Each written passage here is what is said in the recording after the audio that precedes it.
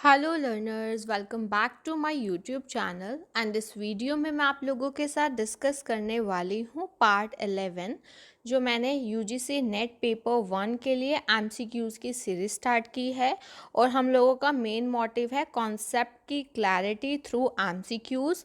और हर एक एमसीक्यू को हम लोग डिटेल में डिस्कस कर रहे हैं ताकि इनसे आपके पेपर 1 के कॉन्सेप्ट्स अच्छे से क्लियर हो जाएं और आपने क्वेश्चंस को कैसे अटैम्प्ट करना है, बिकॉज नॉलेज के साथ साथ टेक्निक होना भी बहुत ज़रूरी है। ओके और जो पार्ट 1 टू पार्ट 10 की जो वीडियोस हैं उनकी प्लेलिस्ट का लिंक मैंने डिस्क्रिप्शन बॉक्स में प्रोवाइड किया है, आप वहां क्लिक करके देख सकते हो। ओके और अगर अभी तक आप लोगों ने इस यूट्यूब चैनल को सब्सक्राइब नहीं किया है देन यू कैन सब्सक्राइब और बेल आइकन को प्रेस कर सकते हो ताकि आपको मेरे अपकमिंग वीडियोस की टाइमली नोटिफिकेशन मिल सके। ओके सो हम स्टार्ट करते हैं पार्ट 11 को। फर्स्ट क्वेश्चन है which items in the following constitute the non conventional learning programmes. आपको बताना है इनमें से कौन सी आइटम्स हैं जो नॉन कन्वेंशनल का मतलब जो ट्रेडिशनल ना हो, यानी कि जो मॉडर्न हो, जो मॉडर्न लर्निंग प्रोग्राम्स को दिखाती है। मॉडर्न आजकल के लर्निंग प्रोग्राम्स इसमें से कौन से हैं? देखो फर्स्ट आपको दिया हुआ है टी सॉमिलियर। ये क्या होता है? देखो नाम से ही पता चल रहा है, ये ना टी के फील्ड में आजकल टी का एजुकेशन, जैसे हम चाय बोलते हैं जिसको, टी एजुकेशन एक बहुत आप कह सकते हैं एमर्जिंग एक प्रोफेशन बनकर आ रहा है कि लोग इसमें भी इंटरेस्ट लेते हैं। ठीक है और काफ़ी प्रोफेशनल रहते हैं वे ये लोग। ठीक है तो ये हमारा जो है ये हमारा मॉडर्न लर्निंग प्रोग्राम है। ओके अगर मैं बात करूँ ओरिएंटल लैंग्वेज की तो ये तो पुराने टाइम से ही है ओरिएंटल लैंग्वेजेस। ठीक है तो ये सेकंड कैंसल। स्पा मैनेजमेंट आपने आजकल देखा होगा सैलून्स में, ये सारी चीज़ें, यानी कि ये वाली जो चीज़ें हैं जो अब नई नई आई हैं, है ना। अब लर्निंग में सिर्फ आप एकेडमिक को तो इंक्लूड नहीं कर सकते हैं ना, दोनों चीज़ें आती हैं। तो स्पा मैनेजमेंट आई होप ये तो आप सबने सुना ही होगा। सो ये भी मॉडर्न है। म्यूजियोलॉजी, म्यूजियोलॉजी क्या होता है? जो स्टडी ऑफ म्यूजियम्स। ठीक है म्यूजियम्स की स्टडी से रिलेटेड है और ये भी हमारा एक मॉडर्न वे है लर्निंग प्रोग्राम्स का। और जो कंपैरेटिव लैंग्वेजेस है ये तो पुराना ही है। ठीक है सो फर्स्ट वाला, थर्ड एंड फोर्थ ये वाले जो हैं ये आपके न्यू हैं। सो ये आपकी दिए हुए हैं सी ऑप्शन में। ओके आई होप आपको क्लियर हो गया होगा। तो आपको ये पता होनी चाहिए चीज़ें ज़रूर कि लेटेस्ट अब आपके लर्निंग प्रोग्राम्स क्या क्या चल रहे हैं, आपको थोड़ा अपने आप को बिल्कुल अपग्रेड रखना है। ओके नेक्स्ट क्वेश्चन है identify environmental issues which are local in nature. आपको ऐसे एनवायरमेंटल इश्यूज देखने हैं जो local in nature. Local in nature का मतलब यहाँ पे क्या हो गया कि जैसे आपकी लोकेलिटी से रिलेटेड, यानी कि स्मॉल लेवल पे की बात हो रही है, आपकी लोकेलिटी से रिलेटेड एनवायरमेंटल इश्यूज। अगर मैं बात करूँ डेप्लीशन ऑफ ओजोन लेयर, ये तो हम कह सकते हैं कि ग्लोबल लेवल का इशू है। देखो ओजोन लेयर का कम होना, डेप्लीशन होना, ये एक हमारा ग्लोबल इशू है। सो इसको हम इंक्लूड नहीं कर सकते इस लोकल एनवायरमेंटल इश्यूज में। सो ये हमारा कैंसिल हो गया। तो आपने एलिमिनेशन भी यूज़ करना है। अब देखिए फर्स्ट आपको किस किस में दिया हुआ है और डी ऑप्शन में दिया हुआ था, तो ये हमारा कट हो गया। ठीक है lake pollution, lake pollution small level पे हो गया, ये लोकल इन नेचर है। सॉइल इरोजन ये भी हमारा लोकल इन नेचर है। ठीक है लेकिन जो क्लाइमेट चेंज है, अगर हम क्लाइमेट चेंज की बात करें सो ये भी एक हमारा ग्लोबल इशू है। ठीक है क्लाइमेट का चेंज होना दैट इज़ ग्लोबल इशू।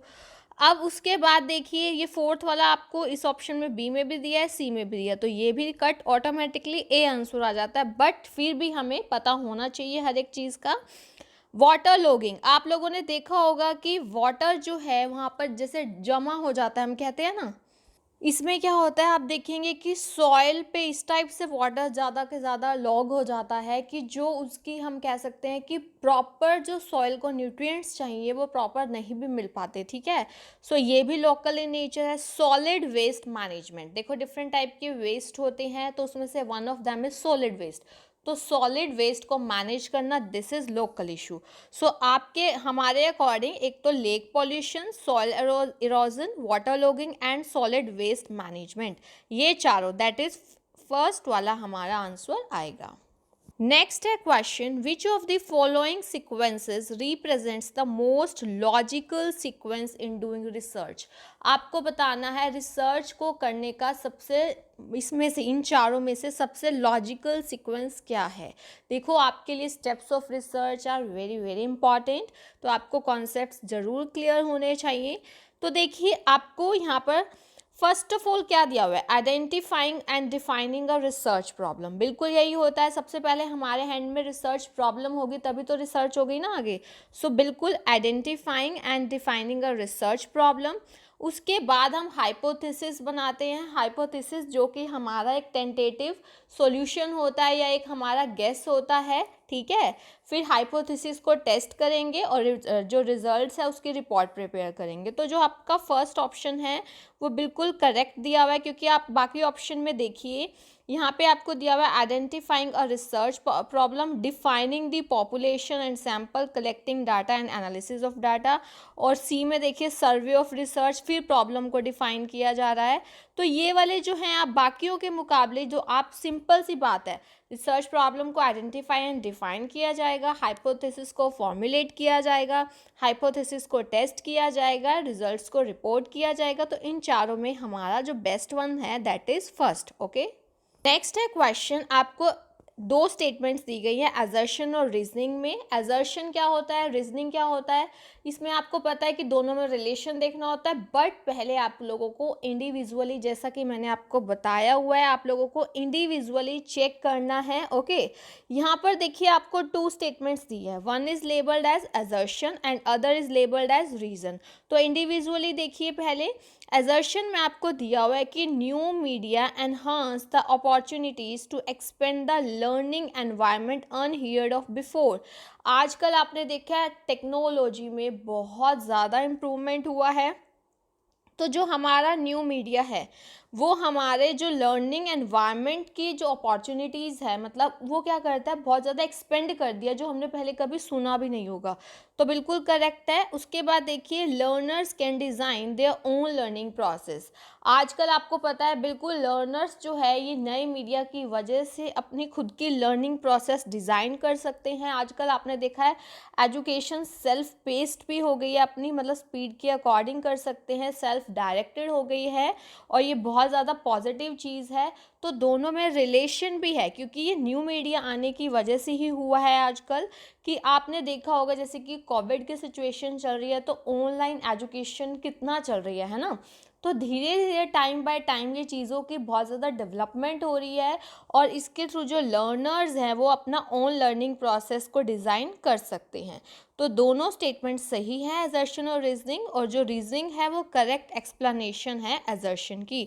सो हमारा यहाँ पे आंसर क्या आएगा, फर्स्ट वाला। ओके, यहाँ पे आपको देखिए स्टोरेज डिवाइसेस दिए गए हैं। ये क्वेश्चन आपका आईसीटी से रिलेटेड है। Hard disk, CD ROM, DVD ROM. तो आपको अरेंज करना है इनको ascending order of storage capacity. Ascending order मतलब पहले सबसे जिसकी कम स्टोरेज कैपेसिटी होती है, फिर उससे ज़्यादा, और फिर उससे ज़्यादा। तो आपको सेलेक्ट करना है इसमें करेक्ट ऑप्शन। तो देखिए सीडी रोम, सबसे पहले इसकी फुल फॉर्म भी पता होनी चाहिए, compact disc read only memory. DVD का क्या है, digital versatile disc read only memory. So अब आप इसका आंसर जो है मुझे कमेंट सेक्शन में बताएंगे। और ये जो आपके स्टोरेज कैपेसिटीज़ हैं, डिफरेंट टाइप्स की memory, primary memory, secondary memory, ये आप लोगों के लिए बहुत ज़्यादा इम्पॉर्टेंट है। आप लोगों को इन चीज़ों के बारे में पता होना चाहिए। ओके, सो इसका आंसर आप लोग मुझे कमेंट सेक्शन में बताओगे। Okay, thank you so much. Keep learning and have a nice day.